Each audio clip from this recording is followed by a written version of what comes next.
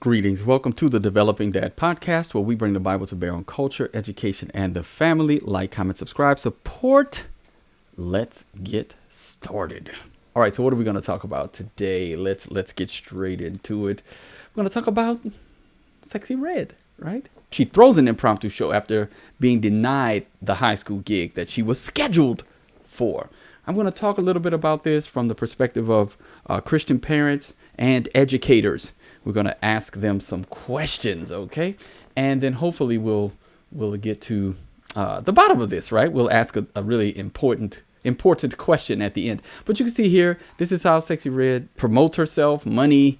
She has a song called Pound Town, another one called Get It, Sexyy. This is how she was dressed when she was going to the high school. She was, and then smelling like marijuana. I don't really know what she was expecting. I guess marijuana was the bridge too far for the educators. This wasn't. Like her songs and her look wasn't enough of a deterrent. But when you come smelling like weed, then we got to draw the line somewhere, right? Like, really? All right, let's talk about this though, because I'm pretty sure there are some Christian parents who allow their children to listen to Sexyy Red. And there are educators who decided that this was a good idea to have someone like her there. So I'm going to say, y'all done lost y'all mind. Y'all lost y'all ever loving mind. Romans 1:28 is clear.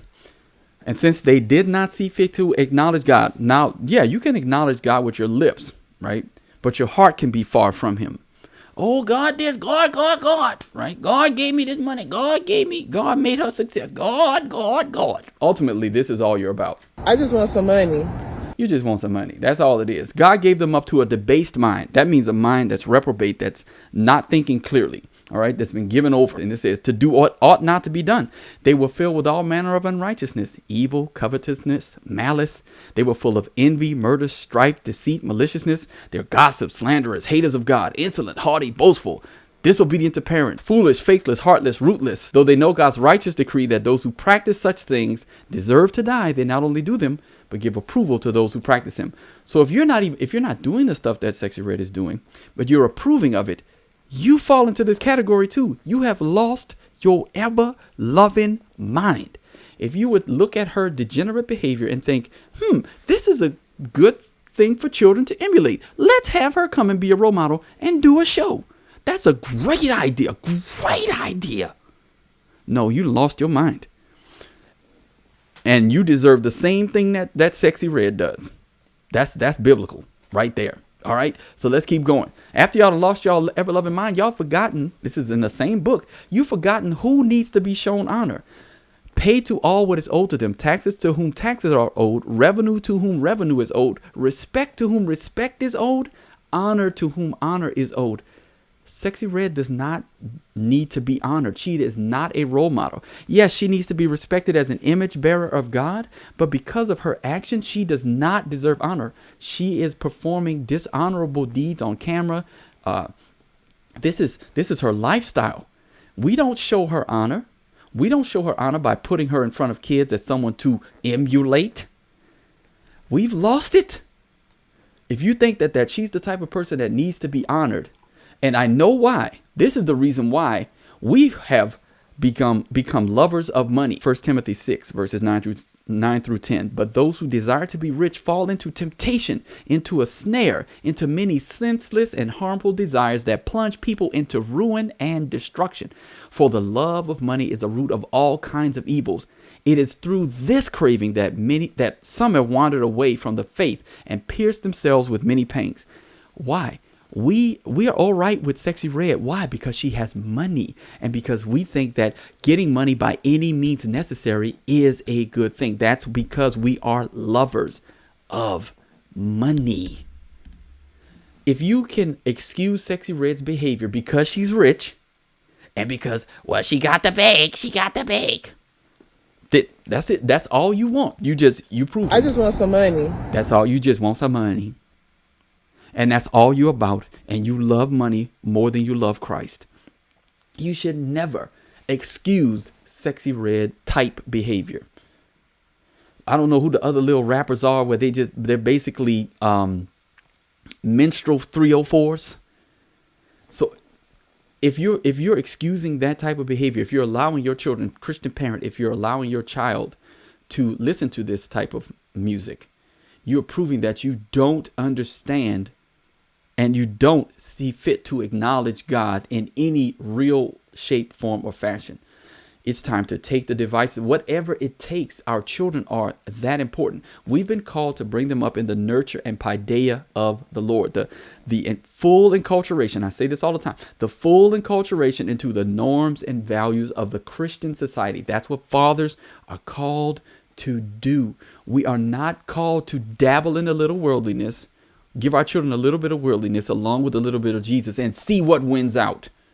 That's godless. And the only reason we do it is because, oh, well, love of money. Oh, well, I don't want to offend nobody because, oh, she black. She a black queen. She making her money. She doing this. Why are you judging? And, everybody's going to be in the comments talking about don't judge. Let's go to the scripture that they always discuss whenever I judge righteously. But we're going to talk about this. Judge not that you be not judged. All right. That's where they stop. For with the judgment you pronounce, you will be judged. And with the measure you use, it will be measured to you. Oh, okay. So I shouldn't judge if I'm doing the same thing because that same judgment will be used against me. Oh, well, but I'm not out here like Sexyy Red, selling my body and doing anything for money, smelling like weed. So I can make this judgment. Why do you see the speck that is in your brother's eye, but do not notice the log that is in your own eye? I ain't got no log. I've taken the log of sexual immorality out of my eyes. So, or how can you say to your brother, let me take the speck out of your eye when there's a log in yours? So your sin is worse than his, but you got this big old log in your eye, but he's got a little speck in his. And you trying to say, oh, wait, hold on. You hypocrite. First take the log out of your own eye. So so that's what I'm doing. I took the log out, and then you will see clearly to take the speck out of your brother's eye. So it's not saying don't take the speck out. It's saying take the log out your eye first. And then you can go and discuss the speck that's in your brother's eye. So since I ain't out here doing God knows what with my body, like I said earlier, I can say the things I need to say about Sexyy Red. And we need more people in the church that are able to do this. Because if we had more people that would be willing to do this, to stand on business, God's business, we wouldn't have the problem with the Sexyy Red with people thinking that it's okay for her to perform at a school. The last verse, John 7:24, and I'll leave y'all with this and then the question. Do not judge by appearance, but judge with right judgment. So you got Jesus saying don't judge, but then he's saying do judge. That's why context is important, and I talk about that on my Patreon. The caged method of interpretation: context, audience, genre, explanatory, or didactic. The caged method of interpretation.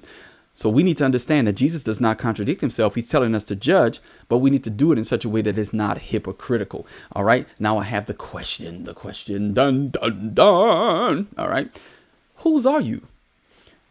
Are we really truly Christ, or are we the world's? Or are we trying to marry both? Because you cannot serve two masters. I'm going to leave y'all with that. And until next time, be on the alert, stand firm in the faith, act like men, be strong. See y'all around.